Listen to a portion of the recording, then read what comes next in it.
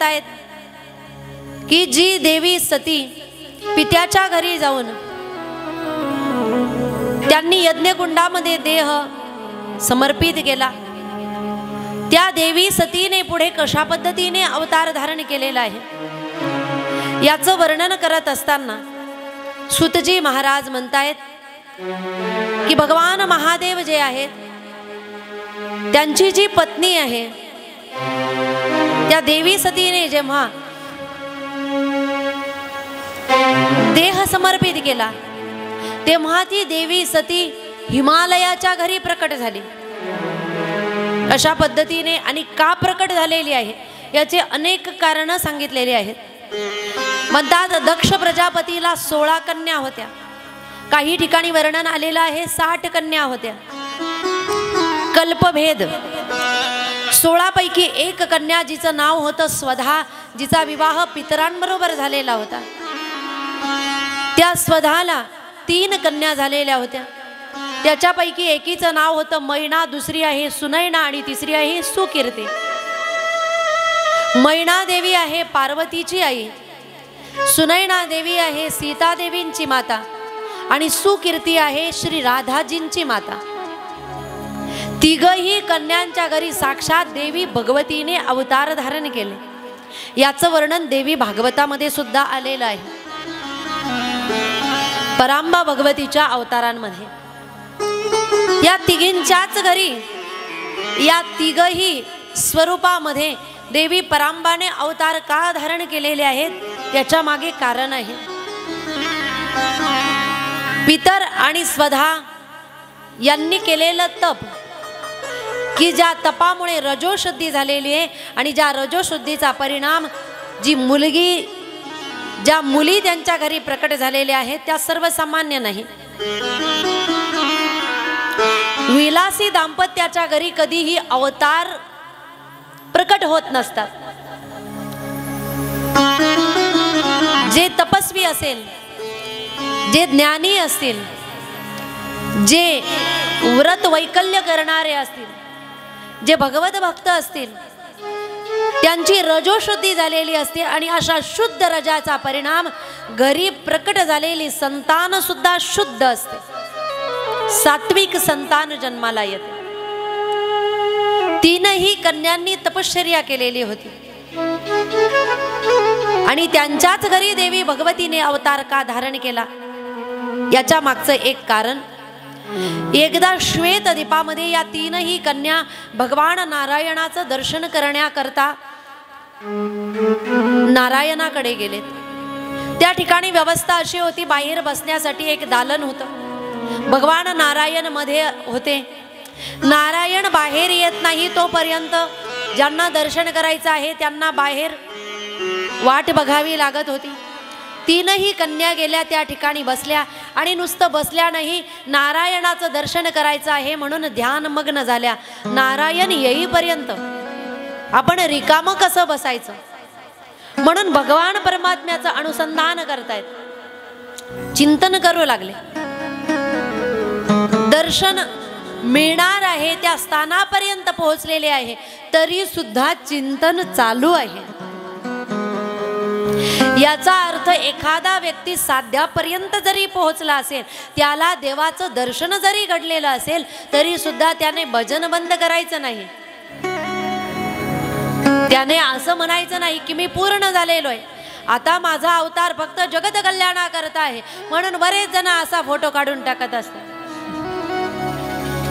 समजून घ्यायचं काहीतरी गडबड।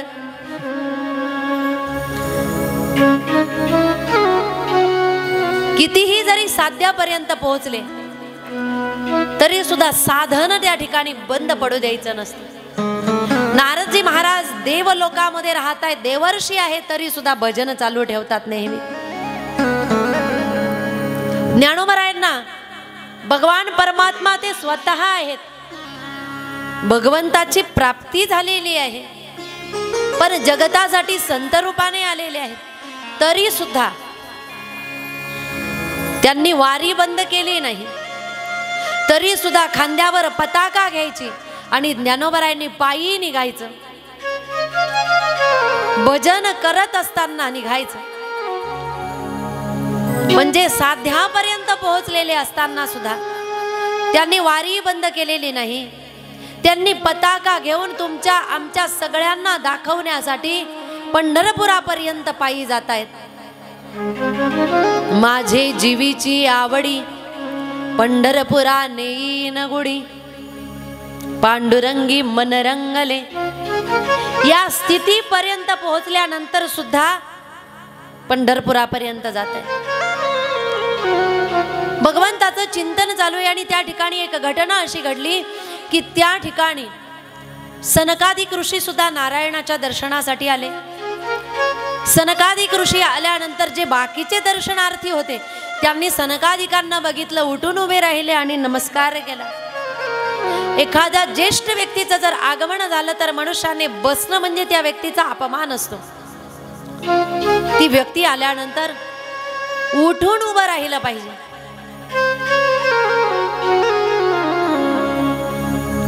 जेव्हा सनकादिक आले त्यावेळेस त्या ठिकाणी ह्या तीनही ज्या कन्या होत्या त्या भगवत चिंतनामध्ये मग्न होत्या. त्याच्यामुळे कधी सनकादिक आले त्यांना दिसले नाही. परिणाम त्या जागेवरून उठून उभ्या राहिल्या नाही.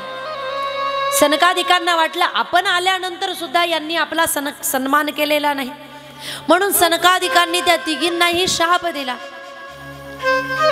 की तुम्ही पितरांची कन्या आहात.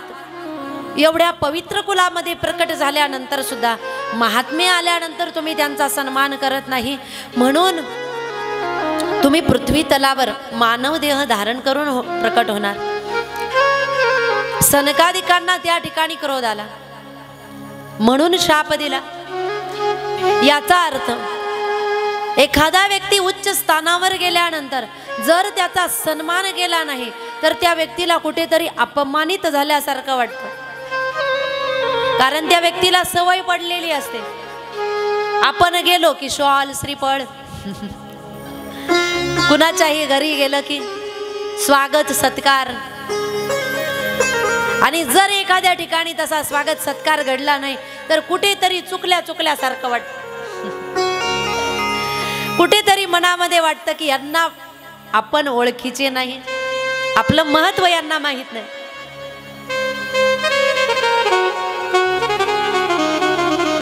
एका ठिकाणी सुंदर वर्णन आलेलं आहे. म्हणतात एक वेळ धन संपत्ती पद पैशाचा मनुष्य सहज त्याग करू शकतो.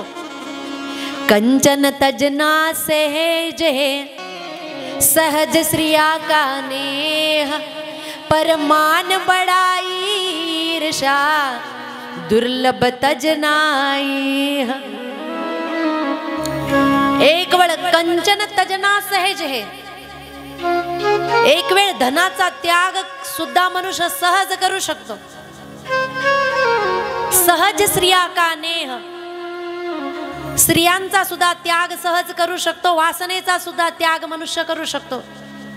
पर मान बढाई ईर्षा, पण मान सन्मानाचा त्याग करणं त्याच्याही पेक्षा कठीण आहे. सनकादिकांचा सन्मान झाला नाही म्हणून सनकादिकांनी शाप दिला. आता याच्यामध्ये आपल्यासारख्यांनी सनकादिकांना दोष देणं चुकीचं आहे. कारण संत महात्म्यांना पुढे एखादी लीला करायची असते म्हणून संत महात्मे ही कृती करत असतात. आपल्या दृष्टीने आपण लगेच त्यांना दोष देणार, परंतु सनकादिक म्हणजे ब्रह्मदेवाचे पुत्र आहेत आणि त्यांची स्थिती जी आहे ती फार उच्च स्थिती आहे. म्हणून एखाद्या महात्म्यांनी जर एखादं कार्य असं काही केलं जे आपल्या दृष्टीने आपल्याला चुकीचं वाटत असेल तर त्या ठिकाणी लगेच दोष देण्याचा प्रयत्न करायचा नाही. कारण त्याच्या मागे त्यांचा काहीतरी हेतू असतो, पुढे काहीतरी त्यांना लीला करायची असते. कदाचित सनकादिकांनी त्या तीनही कन्याकडे बघून अंतर्मनाने ओळखलं असेल की ह्या स्त्रिया, या तीनही कन्या अतिशय पवित्र आहे, तेजस्वी आहेत आणि देवी भगवतीला पृथ्वीवर अवतरित करण्यासाठी याच योग्य आहेत, म्हणून यांना पृथ्वीवर कसं पाठवायचं तर शापाद्वारे.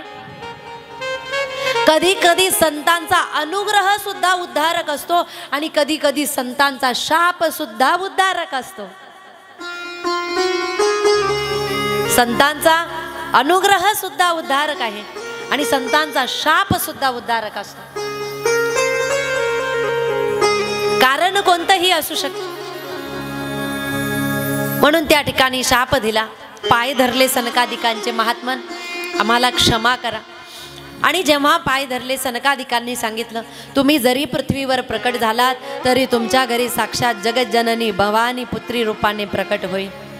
हा आशीर्वाद आहे. आता अशा पद्धतीचा आशीर्वाद प्राप्त झाला. नारायण आले, दर्शन झालं. त्या तीनही कन्या दर्शन करून निघून गेल्या. पुढे त्याच तीनही कन्या मृत्यू लोकामध्ये सर्वसामान्य स्त्री रूप धारण करून प्रकट झाल्या. त्याच्यामध्ये एक झालेले आहे मैनादेवी. ज्या मैनादेवी ज्या आहेत त्या माता पार्वतीच्या माता आहेत. मैना शब्दाचा अर्थ बघा, मै ना, मी नाही. जिथे मी संपलेला असतो त्या ठिकाणी भगवान परमात्मा येत असतात. भगवंत केव्हा येत आहेत? कबीरजी महाराज म्हणतायत, जब मैं था तब हरी नहीं, जब हरी है मैं नाही, प्रेम गली अति साकरी, या में दोन समाई. जिथे मी असतो तिथे तो येत नाही, आणि जेव्हा तो येतो तेव्हा मी संपलेला असतो.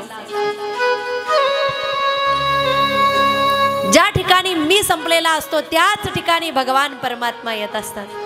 नम्र झाला भूता, नम्र झाला भूता, नम्र झाला भूता, नम्र झाला भूता, नम्र झाला भूता, नम्र झाला भूता,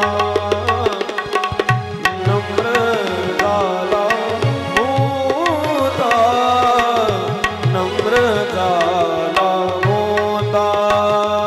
तेने कोंडिले अनंता, तेने कोंडिले अनंता, हेची शूरत्वाचे अंग, हेची शूरत्वाचे अंग, हेची शूरत्वाचे अंग, हेची शूरत्वाचे अंग. तेने कोंडिले अनंता, तेने कोंडिले अनंता, हेची शूरत्वाचे अंग, हेची शूरत्वाचे अंग, हेची शूरत्वाचे अंग, हेची शूरत्वाचे अंग. ज्याच्यातला मी गेलेला आहे, जो नम्र झालेला आहे, तोच त्या अनंताला आत कोंडू शकतो. म्हणून मैना देवीच्या जवळ देवी भगवतीचा अवतार झालेला आहे. मैना देवीच्या घरी, मैना देवीच्या गर्भातून देवी भगवतीने अवतार धारण केलेला आहे. दुसरं आहे सुकीर्ती. ज्यांची कीर्ती चांगली आहे, म्हणतात ज्यांची कीर्ती सुंदर आहे.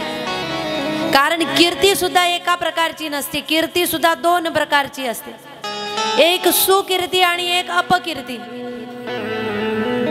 कधी कधी काही माणसं चांगल्या कीर्तीने जगामध्ये ओळखले जातात आणि काही वाईट कीर्तीमुळे माणसं जगामध्ये ओळखले जातात. कशा पद्धतीने? एकदा एका गावामध्ये एक माणूस वारला आणि तो व्यक्ती वारल्यानंतर सगळे गावातले लोक रडत होते. असं कुणीच नाही की जे रडलं नाही.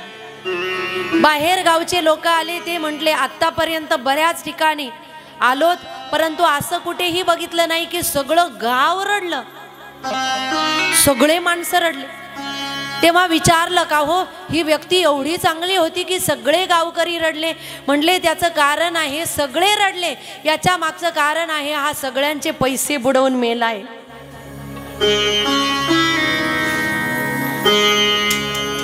म्हणून तुकोबरायांनी एका ठिकाणी शब्द जपून वापरलेला आहे, कीर्ती उरे पण कशी उत्तमाची. नुसती कीर्ती नाही, उत्तमाची. म्हणून सुकीर्ती नाव आहे, ज्यांची चांगली कीर्ती आहे, जे यशस्वी झालेले आहेत. भगवती त्यांच्या घरी प्रकट झाली. आणि त्याच्यानंतर आहे सुनयना. सु म्हणजे चांगला आणि नयना म्हणजे डोळे. ज्यांची दृष्टी पवित्र झालेली आहे, ज्यांना जगत मध्ये सर्वजण चांगले दिसतायत, भगवतमय दिसतायत, अशी ज्यांची स्थिती आहे त्या सुनयना आहे. म्हणून त्यांच्या घरी सीता देवींनी अवतार धारण केलेला आहे. या तीनही कन्या अतिशय दिव्य झालेल्या आहेत. मैना देवी या माता पार्वतीच्या माता झाल्यात. त्याचं एक कारण आहे की मैना देवी आणि हिमालयाने तपश्चर्या केली. त्या तपोबलाचा परिणाम देवी भगवतीला प्रकट करून घेतलं आणि देवी भगवतीने वरदान दिलं की मी तुमच्या घरी पुत्री रूपाने प्रकट होईल. हे एक कारण. दुसरं सनकादिकांनी दिलेला आशीर्वाद. तिसरं कारण हिमालयाच्याच घरी का जन्माला आलेले आहेत, कारण हिमालय आहे पर्वत आणि पर्वत कधीही जागा बदलत नाही, तो निश्चल असतो, स्थिर असतो. आणि देवी पार्वतीचे मन जे आहे की मला भगवान महादेवच पती रूपाने पाहिजे आहे, हा विचार म्हणजे निश्चल विचार आहे. आणि हिमालयाच्याच घरी का जन्माला आलेले आहे, त्याचं कारण हिमालय म्हणजे पर्वतावर बसून पवित्र स्थानावर भजन करता येतं. त्या ठिकाणी एकांत असतो. म्हणून हिमालयावर त्या ठिकाणी देवी पार्वतीने जन्म घेतलेला आहे. देवी भागवतामध्ये असं वर्णन आलेलं आहे की हिमाचल राज आणि मैना देवी यांनी एवढी कठीण तपश्चर्या केली की आपल्या घरी देवीने प्रकट झालं पाहिजे. म्हणतात तपश्चर्या अशी केली की खाली यज्ञ लावला, यज्ञ चालू केला, वरती 100 दोऱ्या बांधल्या पायाला, उलटे लटकलेले आहेत. रोज एक एक दोरी पत्नीला कापायला लावलेली आहे. याचं वर्णन देवी भागवतात आलेलं आहे. एक एक दिवसाला तो यज्ञ चालत असताना एक एक दोरी कापली गेली. आणि जेव्हा शेवटची दोरी शिल्लक होती, आता शेवटचा दिवस आला आणि त्याही दिवशी देवी भगवती प्रकट होत नाही. म्हणून पत्नीला आदेश दिला, देवी तुम्ही ही दोरी कापा आणि मला यज्ञामध्ये माझं हवन करा. जेव्हा पातिव्रत्यावर प्रश्नचिन्ह उपस्थित झालं, मा मी माझ्या पतीला होमामध्ये कसं विसर्जित करू, आता तरी तुम्ही प्रकट व्हा. म्हणून जेव्हा विनंती करायला लागले तेव्हा त्या ठिकाणी हातामध्ये तलवार घेतली. आता शेवटची दोरी मैना देवी कापणार. तेवढ्या देवी भगवती प्रकट झाल्या आणि देवी भगवतीने त्या ठिकाणी वरदान दिलं, तुमची जी इच्छा असेल ती निश्चितच पूर्ण होईल. म्हटले मा तुम्ही आमच्या घरी पुत्री रूपाने प्रकट व्हा. म्हणून त्यांच्या घरी पुत्री रूपाने माता पार्वती प्रकट होऊ लागलेल्या आहेत. देवी भगवतीने वरदान दिलं, अवतारम करिष्यामि क्षितो पूर्णम न संशय, बहवो हेतवोऽप्यत्र तद्वदामि महादरात्. मी तुम्हाला सांगते की तुमच्या या तपाचा परिणाम मी तुमच्या घरी प्रकट होईल, यात कोणत्याही प्रकारचा संशय नाही. अवतारम करिष्यामि, मी निश्चितच अवतार धारण करेन.